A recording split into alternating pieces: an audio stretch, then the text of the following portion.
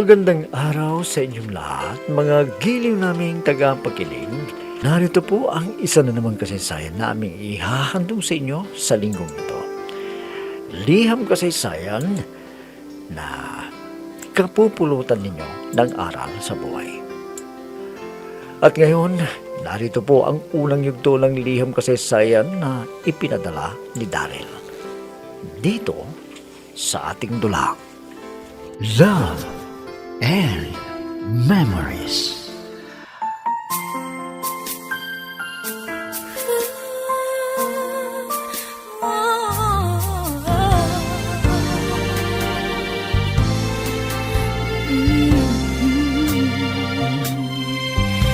Hindi natin maiwasan na magmahal na lang bigla. Tawagin na lang ninyo ako sa pangalan kong Daryl. At nais ko ring marinig sa radyo ang karanasan ko sa pag-ibig. At ganito ko sisimulan ang lahat. Dahilan siya'y merong Alam mo Nadia, huwag ka nang magtampo. Alam mo naman na malapit na ang aming graduation, kaya busy ako. Ang sabihin mo, busy ka sa pakikipaglambingan mo sa ibang babae kaya hindi mo ako dinadalaw. Maniwala ka naman sa akin, Nadia. Ikaw lang nag-iisang babae sa buhay ko. Kaya huwag kang maghinala na may iba pa akong nililigawan. Totoo ba yung sinasabi mo? Siguro binobola mo lang ako para hindi ako magalit sa'yo, no? Ikaw naman, Nadia. Matagal na tayong may relasyon. Ngayon ba na bobolahin pa kita? Siyempre, para makalusot ka lang sa ginagawa mo. Gumagawa ka lang ng dahilan eh. Pero pag nalaman ko na may iba ka, makikita mo kung anong gagawin ko at pagsisisihan mo habang nabubuhay ka. Ano? Pwede ba, Nadia? Huwag ka nang mainis. Dahil hindi naman kita niloloko eh. Mahal na mahal kita. Kaya huwag ka nang magduda sa pagmamahal ko sa'yo. Sa ngayon, paniniwalaan kita. Pero pag nahuli kita sa akto, alam mo na ang gagawin ko. At ikaw ang sisisihin ni Mami. Kaya magtino ka.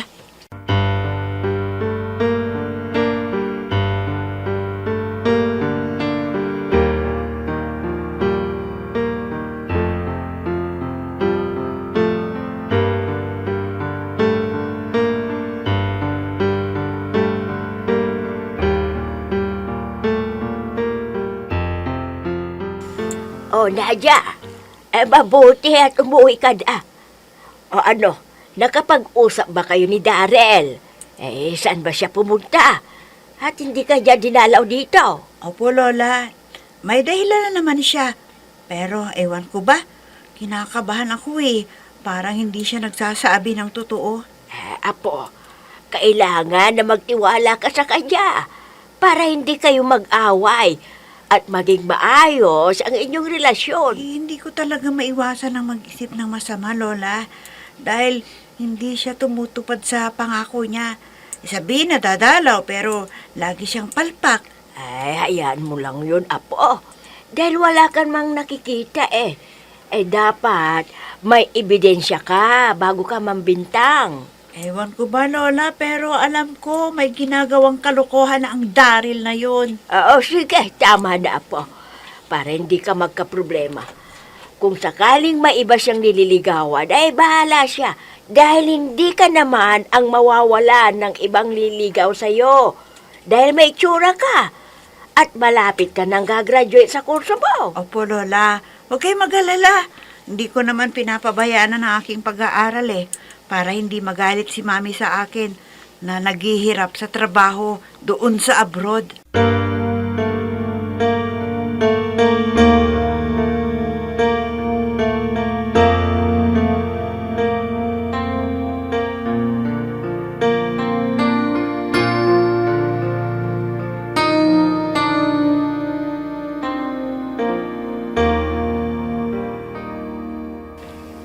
Ano, kumusta ka na, Daryl?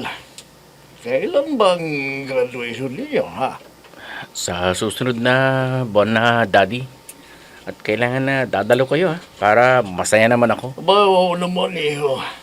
Kahit may importante akong lakad, kakansil ako para lang makadalo ko sa graduation mo. Salamat, Daddy. Alam po ninyo, kayo ang aking idolo eh. Kaya ang pinili kong kurso ay criminology. Dahil gusto ko ring maging pulis na kagaya ninyo. Very good, hijo. Talagang yan ang pangarap ko para sa'yo. Dahil malapit na akong maglitiro. At ikaw na ang papalit sa akin sa serbisyo. Alam ninyo, Dad, maraming humahanga sa inyo. Dahil laging nasa pahayagan at telebisyon na nagagawa ninyo ang inyong mga misyon. Ginagawa ko lang ang tungkulin ko bilang pulisyo. At sana mas higitan mo pa ang nagawa kong kabayanihan sa bayan. Opo, Daddy. Ipapangako ko sa inyo. Lahat ng bili ninyo ay susundin ko para parangalan din nila ako at hahangaan ng tao.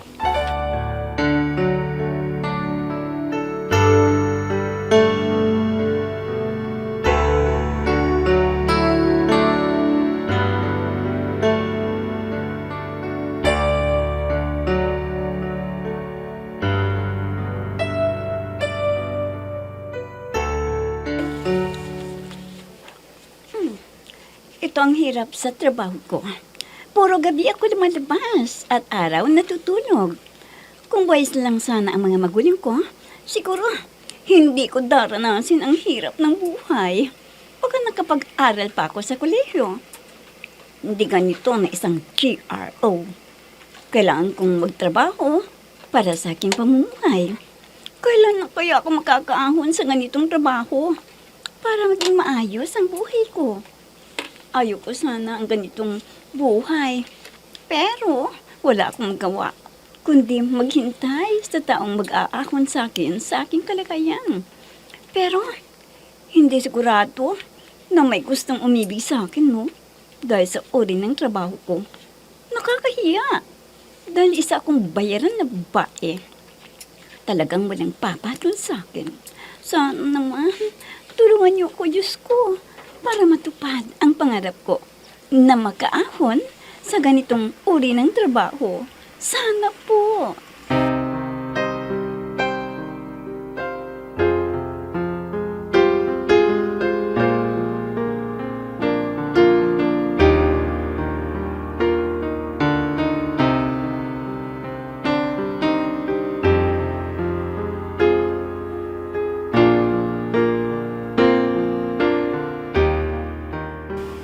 O, Nadia, apo? Nandito ka pala sa tirasa. Bakit, apo? May hinihintay ka ba? Opo, Lola. Dahil may usapan kami ni Daryl Dadalaw dito sa atin ngayon. Ganun ba? Sana, dito na sa loob ka maghintay, iha. Kung pupunta dito, ay kakatok naman yun sa pintuan. Dito muna ako, Lola. Magpapahangin ako dito kasi ang sarap ng simoy ng hangin. Sige, apo. Samahan muna kita dito. Habang wala pa si Daryl na pupunta dito, ay mag-usap tayo. May itatanong sana ako sa iyo, apo may nahalata ka ba sa nobyo mo na nagbago na ang pagkikitungo sa iyo? Opo, Lola. Dami niyang dahilan kung hindi siya makapunta rito. Alam ko, Lola, hindi tapat yung pag-ibig niya sa akin. Hindi kaya tama ang hinala mong yan? Sana patunayan mo kung totoo yung hinala mo. Huwag mo siyang husgaan kaagad. Hanggat hindi mo nahuhuli na may ibang kasama. Basta, Lola, hindi ako pwedeng magkamali sa hinala ko. May ibang babae na kinahuhumalingan niya. Kaya tingnan ko kung pupunta siya rito at saka ko siya paniniwalaan na hindi niya ako niloloko.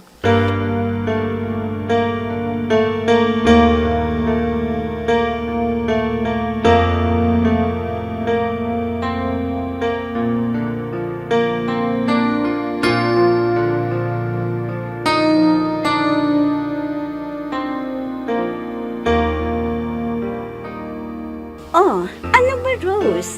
Nakarami ka na ba? Medyo mahina ngayon ang kita, no? Oo nga, friend Kulang pang pambili ng kailangan sa bahay. Sigurado na mali lang ang baon ng kapatid ko. Ay, naku. Sana dumating ang mga customers natin para titiba tayo. Tisin natin ang amoy ng mga naglilibang at yung iba naman, mga kuripot. Pero sagad naman ang paggamit nila sa ating katawan. Ay nako, totoo yan, friend. Kaya nainis nga ako eh. Pero di ko naman masaway. Magagalit pa. Gaya nung minsan. Parang manyakis. Akalain mo na barya lang ang ibinayad. Ano? Butit hindi natapat sa akin, kundi makakatikim sa akin ng malutong sampal. Anong akala niya? Bilasang isda ang binili? Ay nako, talagang ang hirap ng ganitong trabaho, no? Hindi ka pwedeng pumili ng gusto mo. Dahil ang habol natin ay makarami ng kita. Tama ka dyan. Pero sino naman kaya ang maaawa sa atin kung ganito tayo?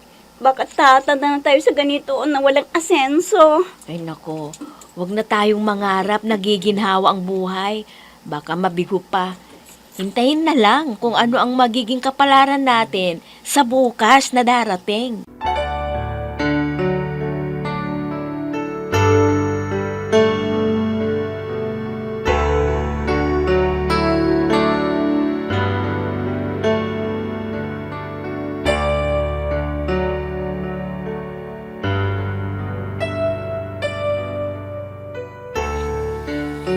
Naku mga pards, malapit na ang graduation at di na tayo magkakasama. Oo nga, Bars. Ano kayang mabuti natin gawin para masaya ang pagsasama natin, no? Ano pa, di pwede tayong maghanda ng konting pangsalo-salo natin at magkwentuhan, ganun. Tama ka. Mag-iisip ako kung paano tayo magiging masaya ng ating mga kagrupo. Ikaw, ano bang naisip mo, Bars? Mabuti pa.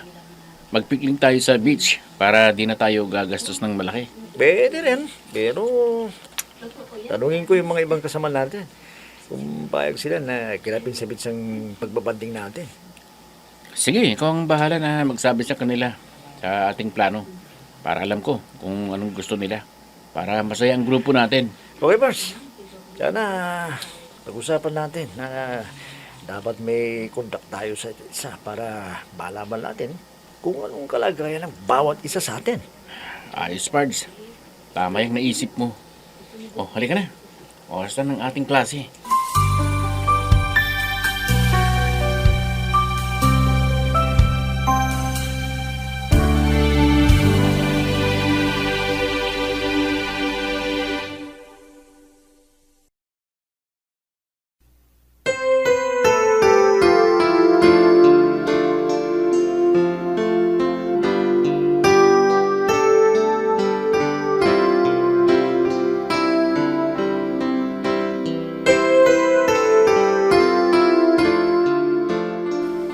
Oh, Nadya po. Halika na po at kakain na tayo ng almusal. Mauna na kayo, Lola. Mamaya na ako kakain. Wala pa kasi akong gana eh. Ay nako, apo. Huwag kang masyadong mag-isip tungkol sa nobyo mo. Anong balay mo? Baka may importanteng ginagawa. Kaya hindi ka niya nadadalaw. Bakit no, Lola? Lagi siyang nagtetext sa akin para malaman ko kung ayos ang kanyang kalagayan. Pero ngayon, hindi na sinasagot ang mga text ko. Kaya, Lola, hindi na niya ako mahal. Apo, huwag kang mag-isip ng ganyan. Ikaw lang ang nahihirapan. Ayokong makita ka na naapektuhan dahil lang sa kanya. Ituon mo ang iyong panahon sa pag-aaral mo dahil malapit ka na rin magtapos. Opo, Lola. Hayaan niyo, susundin kong lahat ang mga bilin niyo para hindi kayo magkaproblema sa akin. Sige na, La. Mauna na kayong kumain. Susunod na po ako. I'll be with you for the rest of my life. From the bottom of my heart, I will. I'll always be with you.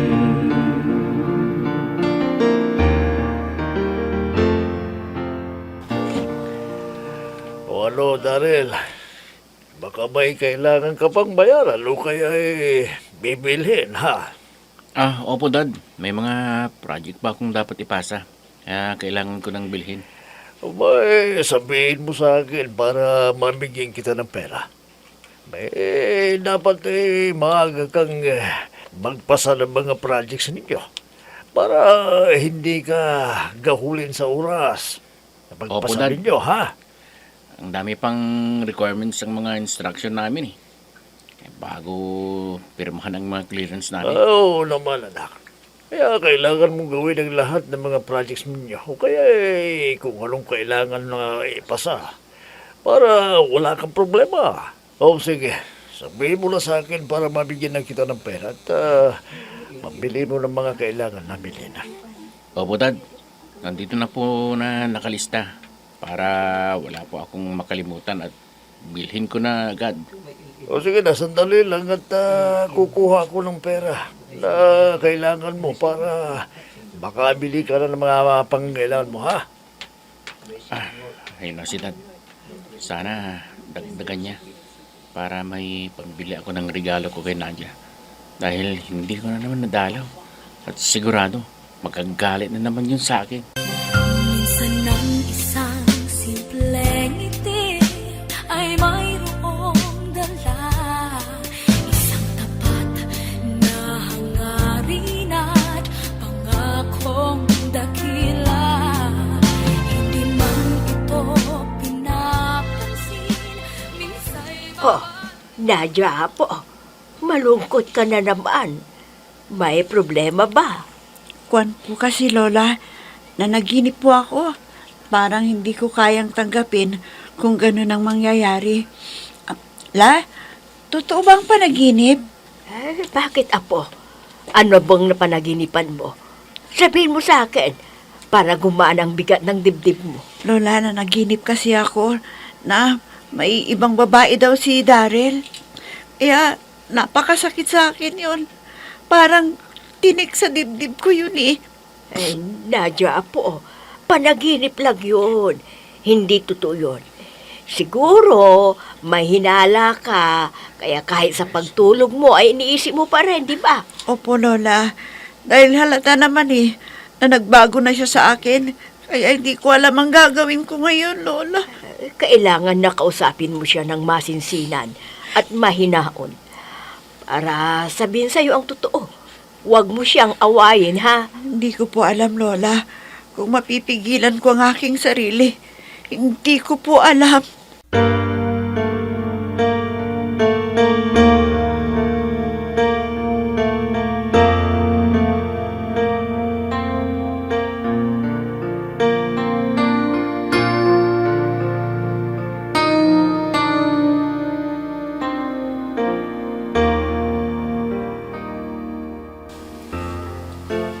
Oh, ano nang resulta ng pagkikipag-usap sa ating kagrupo, Pards?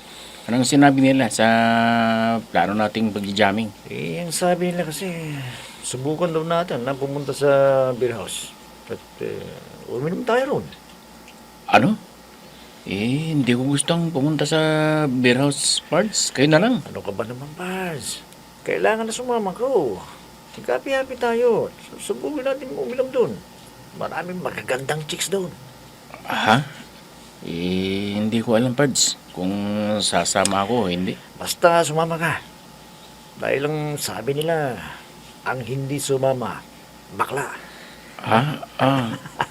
Pare, pero Sige na, Pards. Dahil kasama ang buong grupo eh. Ha? Huwag mong sabihin na hindi ka tuli na lalaki. O ano? Sasama ka ba? O hindi?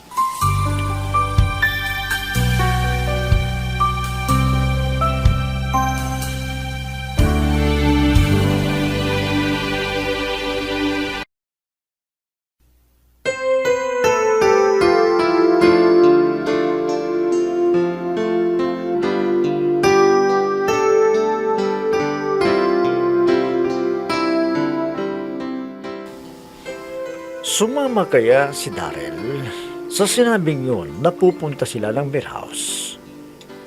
Mga kaibigan, huwag ninyong kaligtaang subaybayan ang pagpapatuloy at ikalawang yugto ng liham kasaysayan na ipinadala ni Daryl dito sa ating dula. Love and Memories. Mga nagbibigay buhay sa ating dula ay sina Mayra Abrihal Narnola, Susan Malikdem, Robert de Guzman, Yehuda Ismael, Eva Alcoriza, Jun Cabato, Ami Diaz, at si Oscar Ora. Technical supervision at musika ni Oscar Ora. Nilapatan ng tunog ni Robert de Guzman. Mula sa panulat at direksyon ni Ami Diaz. Love and Memories. Inihahandog sa inyo ng F3 Recording Studio para sa Pambansang Radyo ng Pilipinas, Bombo Radio, Philippines.